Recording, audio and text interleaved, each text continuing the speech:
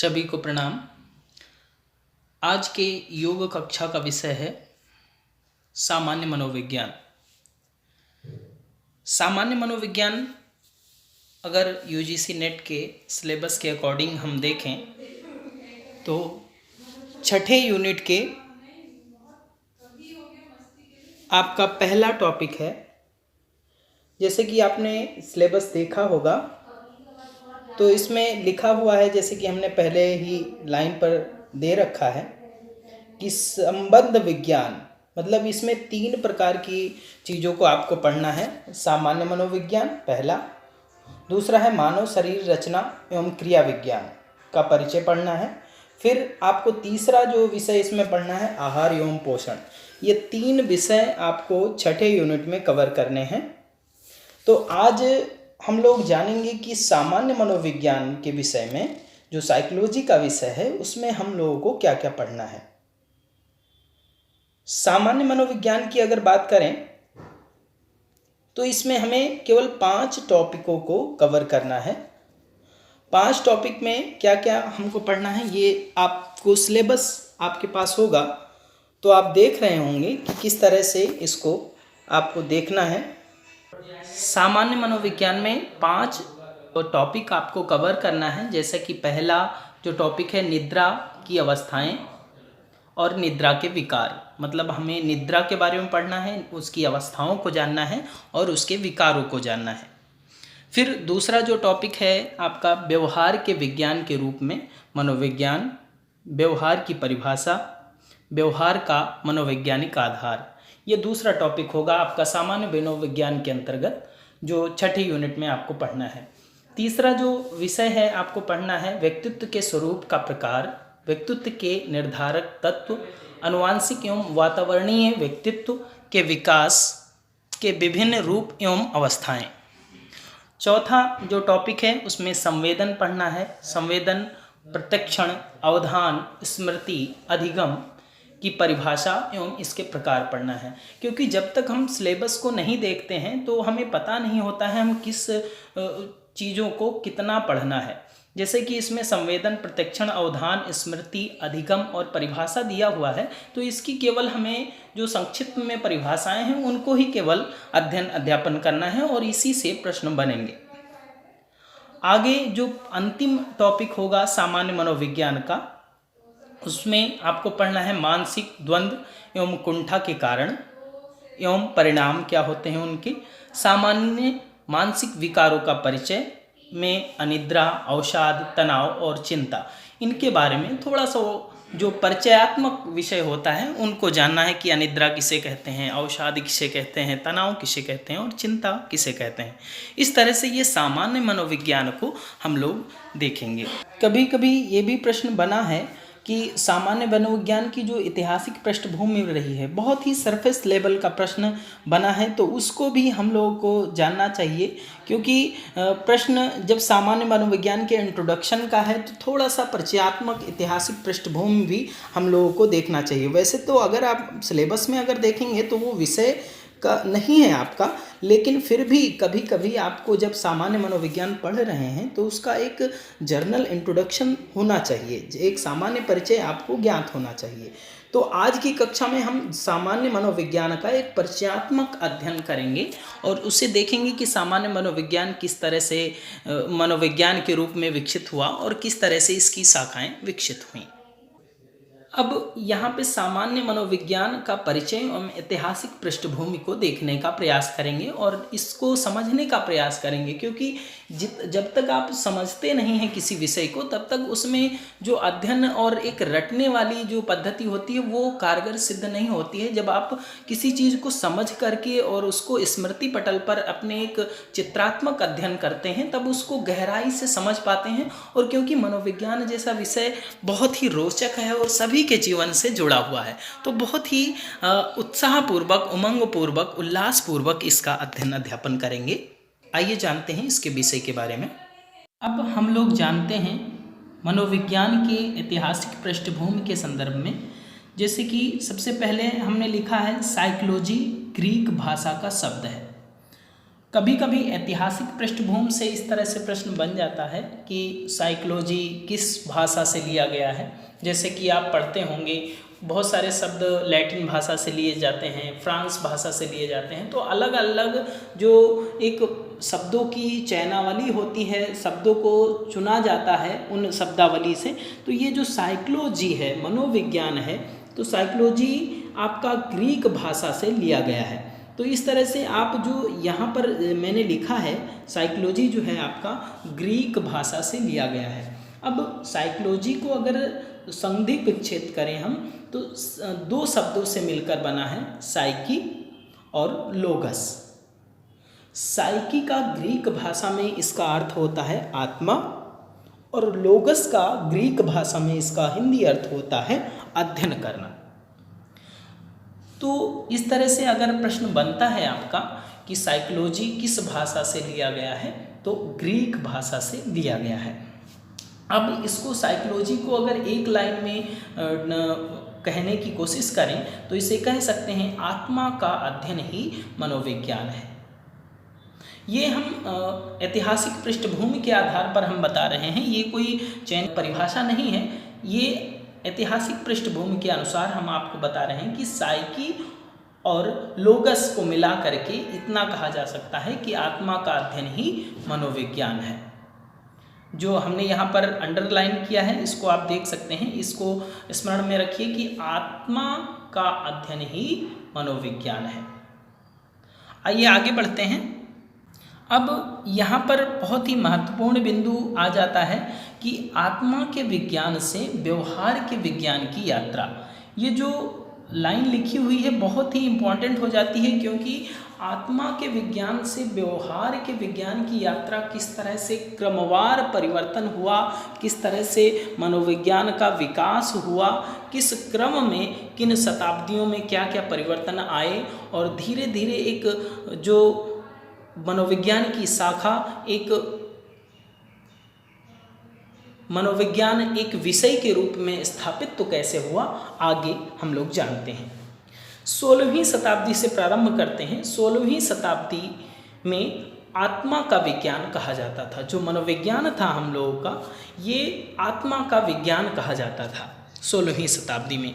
इसके कुछ समर्थक हुए हैं। समर्थक में प्लेटो, अरिस्तु और डेकार्ते, ये तीन जो फिलोसफर हैं, आपने पढ़ा होगा इनके बारे में। तो जो ये तीन फिलोसफर हैं, ये आपके समर्थक रहे हैं कि मनोविज्ञान जो है आत्मा का विज्ञान है।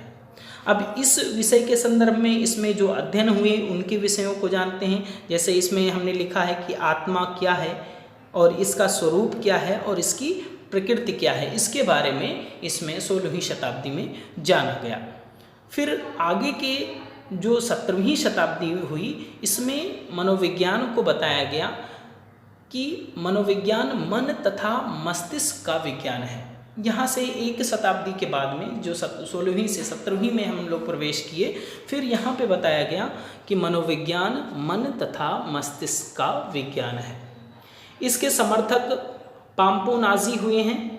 इन्होंने बताया कि मन क्या है, मस्तिष्क क्या है, इसका स्वरूप क्या है और प्रकृति क्या है, इसके कार्य क्या हैं तथा मन मस्तिष्क के कौन कौन से अंग हैं। इसमें वृहद चर्चा हुई और इस पर अध्ययन अध्यापन हुआ 17वीं शताब्दी में। अर्थात अगर इसमें प्रश्न बनता है कि 17वीं शताब्दी में मनोविज्ञान को किस रूप में जाना जाता था, तो आप बता सकते हैं 17वीं शताब्दी में मन तथा मस्तिष्क का विज्ञान कहा जाता था मनोविज्ञान को। आइए आगे बढ़ते हैं। आगे के क्रम में अगर 19वीं शताब्दी में देखा जाए, आगे के क्रम में अगर 19वीं शताब्दी में देखें तो 19वीं शताब्दी में चेतना का विज्ञान कहा गया मनोविज्ञान को। अब इसके सुप्रसिद्ध मनोवैज्ञानिक हुए जिनका नाम आप लोगों ने भी सुना होगा, विलियम जेम्स और विलियम वुंड तथा वाइस। ये तीन सुप्रसिद्ध मनोवैज्ञानिक हुए जिन्होंने कहा कि जो मनोविज्ञान है ये चेतना का विज्ञान है। इसमें इस विषय पर अध्ययन किया गया कि चेतना क्या है, इसका स्वरूप क्या है, प्रकृति क्या है, चेतना कैसे कार्य करती है और चेतना के कौन कौन सी अवस्थाएं हैं। तथा चेतना का विकास कैसे होता है। इन बिंदुओं पर चर्चा की गई 19वीं शताब्दी में मनोविज्ञान के संदर्भ में। तो ये 19वीं शताब्दी का जो मनोविज्ञान का प्राकट्य हुआ वो चेतना के विज्ञान पर हुआ। आगे जो 20वीं शताब्दी में मनोविज्ञान का प्राकट्य हुआ ये बहुत ही समसामयिक है और बहुत ही चर्चित विषय है कि इसे अब 20वीं शताब्दी में जब प्रवेश हुआ मनोविज्ञान, तब इसे व्यवहार का विज्ञान कहा जाने लगा। इसके समर्थक जो मनोवैज्ञानिक हुए हैं, जैसे कि मैंने यहाँ पे लिखा है, आपको दिख रहा होगा, वॉटसन, वुडवर्थ, स्किनर, ये जो हुए इन्होंने बताया कि व्यवहार क्या है, इसका स्वरूप क्या है, प्रकृति क्या है और व्यवहार कैसे कार्य करता है, क्या व्यवहार परिवर्तनीय है, व्यवहार को कौन कौन से कारक प्रभावित करते हैं। इन बिंदुओं पर इसमें चर्चा की गई और इन बिंदुओं पर अध्ययन अध्यापन किया गया। ये 20वीं शताब्दी का मनोविज्ञान हुआ।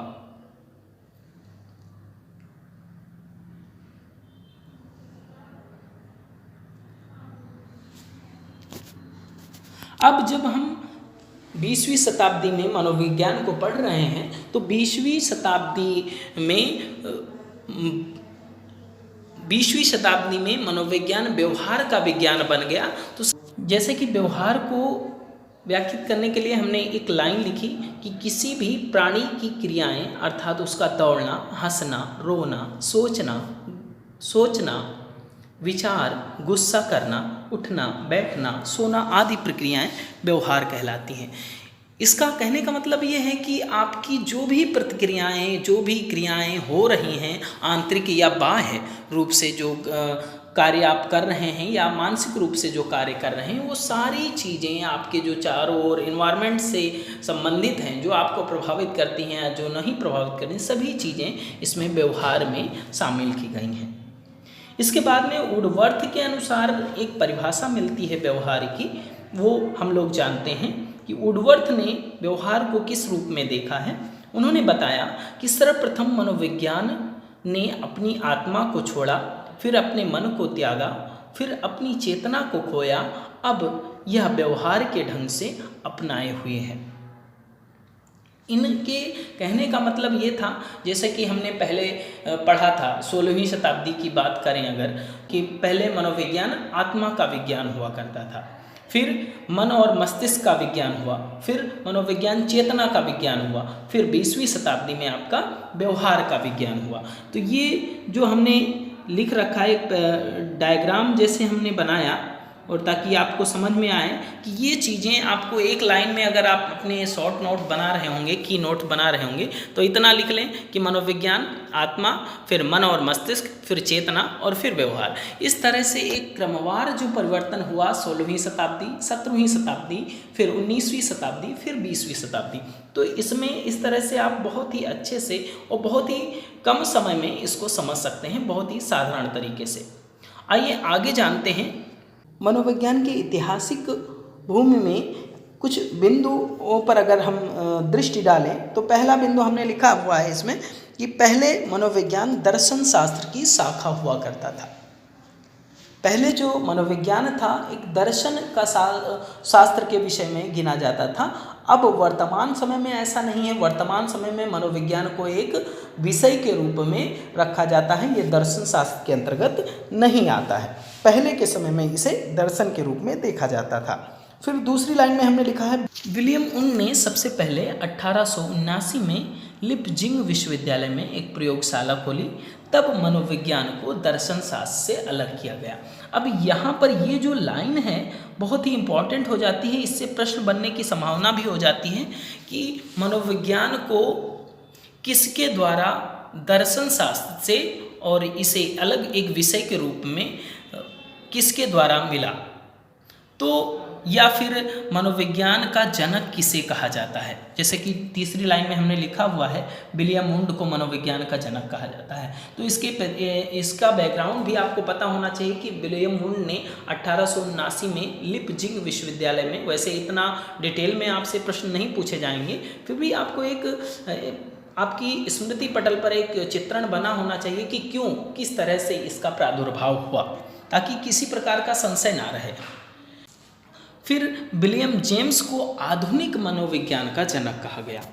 अब यहाँ पर और एक विशेष बात या ध्यान में आती है कि विलियम जेम्स को आधुनिक मनोविज्ञान का जनक कहा जाने लगा। जैसे कि मैंने अंडरलाइन कर दिया है रेड से, क्योंकि ये भी आपको प्रश्न बन सकता है कि विलियम आधुनिक मनोविज्ञान पूछ सकता है कि आधुनिक मनोविज्ञान के जनक कौन हैं, तो उसमें 3-4 मनोवैज्ञानिकों के नाम दे सकता है कि विलियम वुंड, फ्रायड, या समसामयिक समय में जो चर्चा में रहते हैं उनके नाम दे सकता है और उनके विकल्पों को चयन करना हो सकता है। तो इसमें आपको ध्यान रखना है कि आधुनिक मनोविज्ञान के विलियम जेम्स हैं और मनोविज्ञान के जनक विलियम वुंड हैं। तो यहाँ पे विलियम जेम्स और विलियम वुंड, इसमें थोड़ा सा हमने मिस्टेक कर दी है, स्पेलिंग मिस्टेक कर दी है। विलियम वुंड है और विलियम जेम्स है, केवल वुंड और जेम्स में अंतर है, तो इसको थोड़ा सा आप ध्यान रखिएगा। इसमें हमें टाइपिंग में मिस्टेक हो गई है, क्षमा कीजिएगा।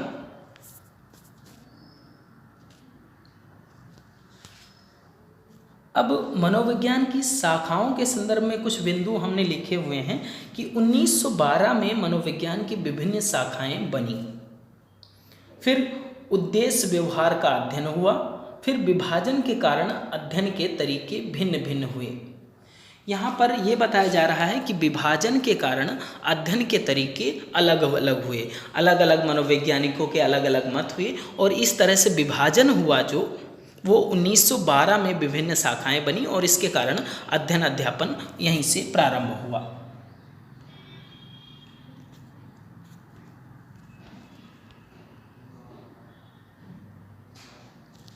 ये जो शाखाओं के रूप में हमने लिखा है, 4 प्रकार की जो शाखाएं हमने लिखी है, ये बहुत ही व्यवहारिक है और इससे कई बार प्रश्न बने हैं। ये वेरी इंपॉर्टेंट आप कह सकते हैं। ये चारों जो लाइन हैं आप बहुत ही अच्छे से स्मृति पटल पर डालें कि सबसे पहले हमने लिखा है संरचनावाद। संरचनावाद अर्थात विलियम वुंड 1879 ईस्वी। फिर दूसरा मनोविश्लेषणात्मक वाद फ्रायड द्वारा दिया गया जो 1896 में इन्होंने दिया। फिर तीसरा जो है व्यवहारवाद जॉन रोड्स वॉटसन ने दिया, जो 1913 में इन्होंने अपने इस व्यवहारवाद को दिया। फिर चौथा जो है संज्ञानात्मकवाद को अलिक नाइजर ने 1960 में दिया। ये जो 3 ऊपर के हैं ये बहुत ही ज़्यादा चर्चित विषय हैं और बहुत ही बार इनके प्रश्न बने हैं। जैसा कि हमने पहले भी बताया कि ये आपके सिलेबस में तो नहीं लिखा है, लेकिन ये मनोविज्ञान का जो सामान्य मनोविज्ञान का विषय है उसका जर्नल इंट्रोडक्शन में ये चीज़ें आती हैं। तो इतनी चीज़ें आपको जर्नल इंट्रोडक्शन के लिए आनी ही चाहिए। जैसे एक बार बना था कि संरचनावाद के जनक कौन हैं, अब इसमें विलियम वुंड हमने लिखा है। तो विलियम वुंड को आपको आज अच्छे से याद होना चाहिए कि 1879 में जैसे कि एक विश्वविद्यालय में उन्होंने प्रयोगशाला खोली और इसके बाद में उसे दर्शन शास्त्र से एक विषय के रूप में रखा गया। तो ये जब कहानी हमें स्मृति पटल पर रहती है तो बहुत आसानी से हम प्रश्नों को हल कर पाते हैं।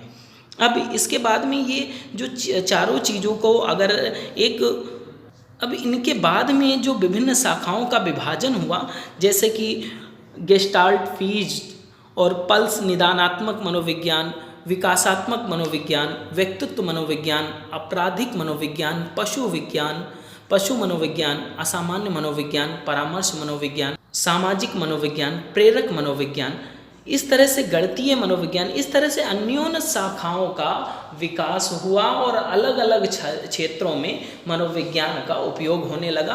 और ये बहुत ही विस्तृत रूप में आज भी अगर आप कहीं भी किसी भी फील्ड में आप अगर कार्य कररत हैं तो उसमें कहीं ना कहीं मनोविज्ञान का संकलन जरूर है, क्योंकि अगर व्यक्ति कार्य कर रहा है तो व्यवहार जरूर कर रहा है, अगर व्यवहार कर रहा है तो उसमें मनोविज्ञान का अध्ययन शामिल है। अब आगे हमने कुछ प्रसिद्ध जो चर्चित परिभाषाएं हैं मनोविज्ञान की, 5 प्रमुख परिभाषाओं का वर्णन इसमें किया है।